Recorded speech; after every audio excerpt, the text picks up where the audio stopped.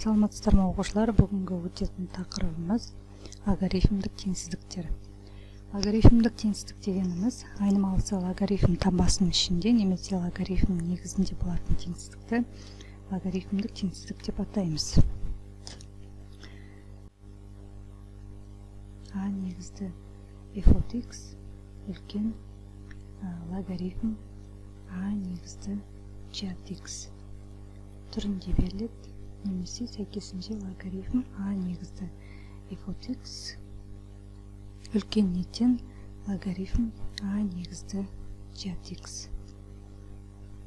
Сонымен қатар логарифм а негізді f от x кіші логарифм а негізді g от x және сәйкесінше логарифм а негізді f от x кіші неттен логарифм а негізді g от x түріндегі теңсіздікке келтіріледі. Содан кейін мына жағдайларды, яғни тұжырымдарды ескере отырып, біз теңсіздіктерді шешеміз.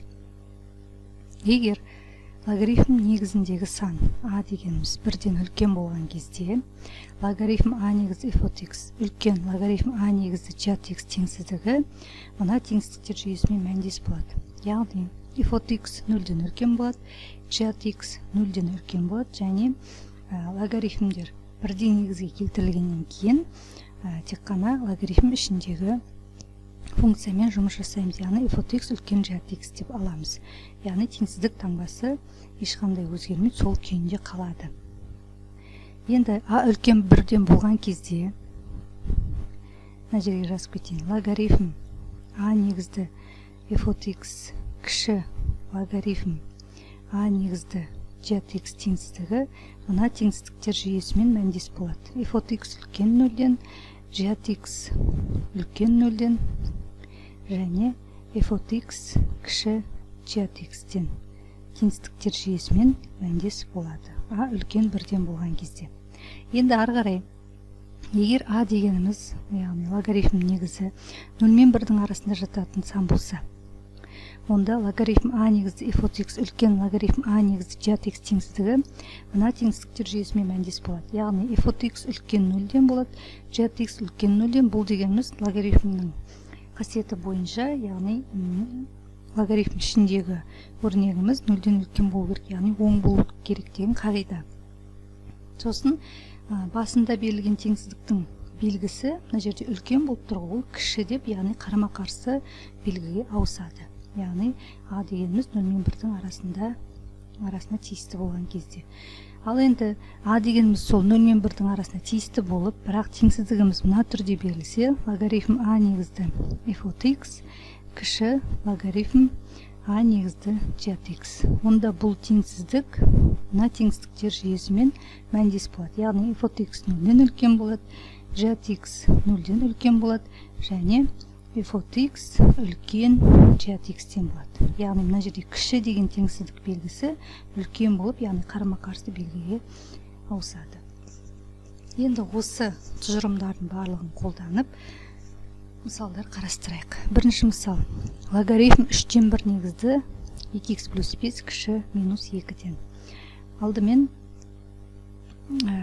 теңсіздікті негіздері бірдей теңсіздіктерге келтіріп алайық. Яғни 3-тен 1-ге келтіреміз. Логарифм 3-тен 1 2x плюс 5 кіші логарифм 3-тен 1 негізді 3-тен 1 негізді неше болады? 3-тен 1-дің минус 2 дәрежесі бұл 9 болады. Енді екеуі де негіздері бірдей, екі жағы да негіздері бірдей болып, яғни 3-тен 1-ге келтірілді. Енді осыған мәндес теңсіздіктер жүйесін алайық. 2x плюс 5 үлкен 0-ден болады, яғни мынау f от x-тің орнында. Ары қарай g от x-тің орнында бізде 9 тұр, ол 9 оң екені ол айдан анық, сондықтан оны қолданбаймыз. Ары қарай 2x плюс 5, мына жерде а дегеніміз 3-тен 1, яғни ол 0 мен 1-дің арасында жатады. Онда теңсіздік белгісі қарама-қарсы белгіге ауысады. Яғни кіші деп тұр, онда үлкен деп ауысады. 9-тан. Осы теңсіздіктер жүйесін шешеміз. x үлкен минус 2,5-тен 2x үлкен 4-тен ары қарай.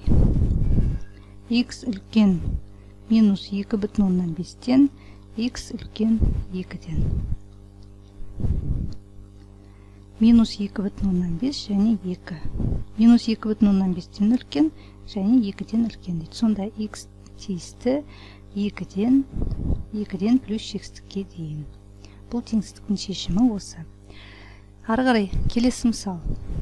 Логарифм x плюс 1 кіші 1 минус логарифм 2x минус 6. Алдымен мына жерде түрлендірулер енгіземіз. Содан кейін теңсіздікке мәндес теңсіздіктер жүйесін аламыз. Так, логарифм, ондық логарифм, x плюс 1 плюс логарифм 2x минус 6. Логарифм 2x минус 6-ны сол жаққа көшіріп, мынадай теңсіздік алайық. Ары қарай мына жерде қосуды көбейтіндіге келтірейік. X плюс 1 көбейту 2x минус 6. Кіші логарифм 10-ға тең болады. Бірде негізге келтіреміз. Яғни негізі 10-ға тең деген сөз. Бұл жерде ондық логарифм және 10-ның бір дәрежесі 10-ға тең болады. Енді бізде логарифм ішіндегі өрнек, яғни x плюс 1 0-ден үлкен болу керек, және 2x минус 6 0-ден үлкен болу керек.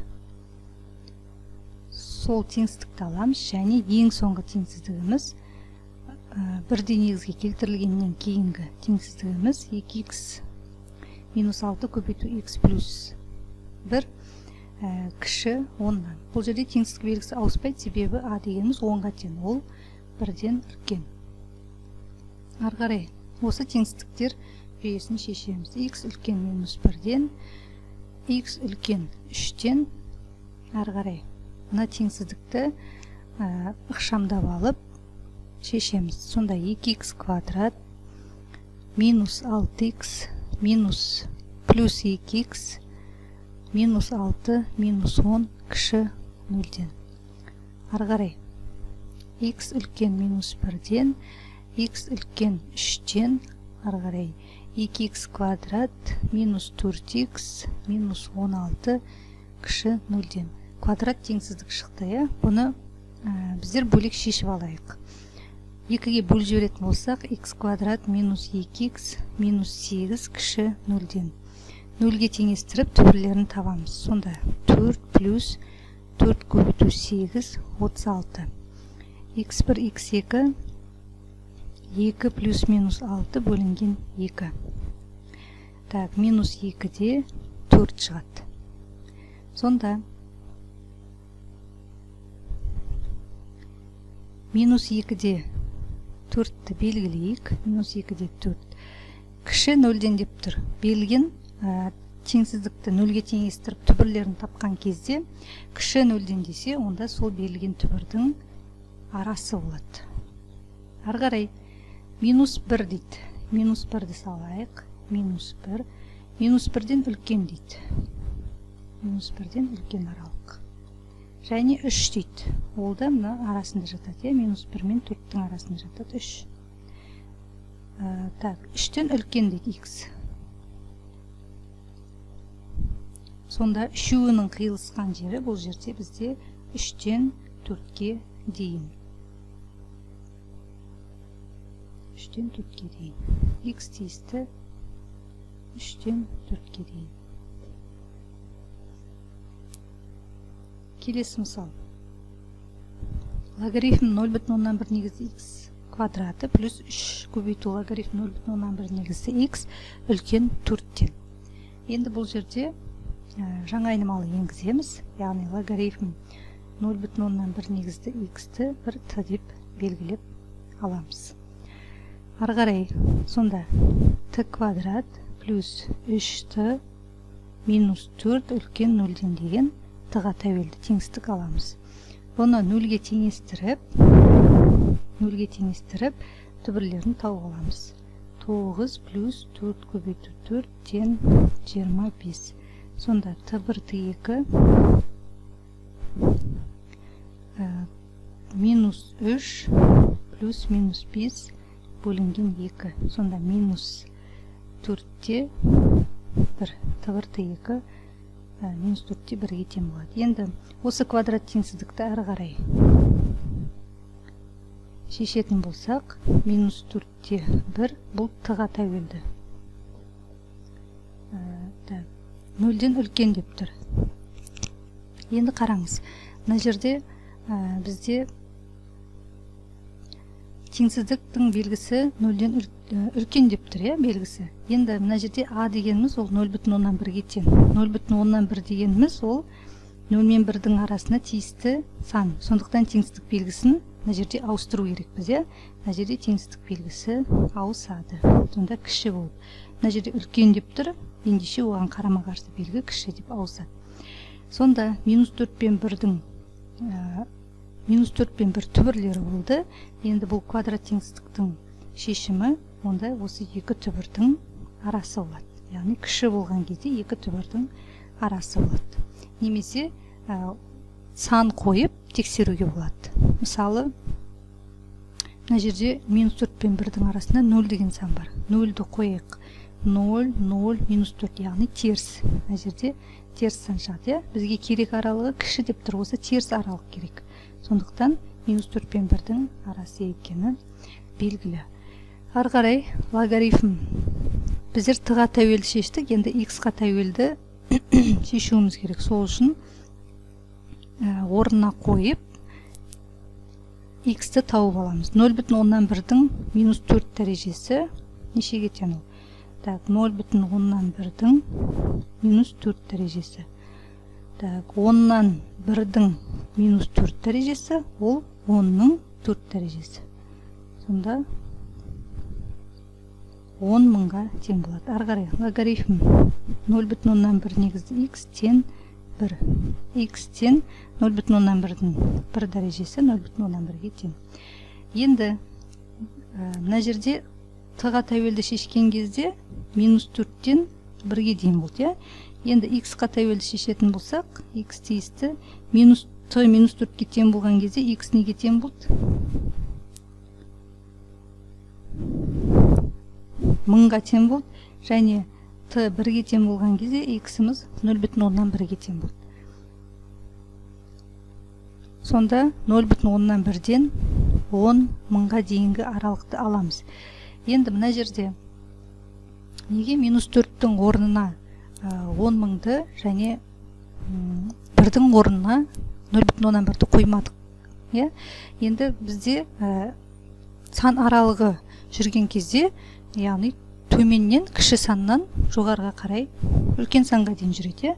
Сондықтан 0,1-ден 10 мыңға дейінгі аралықты аламыз.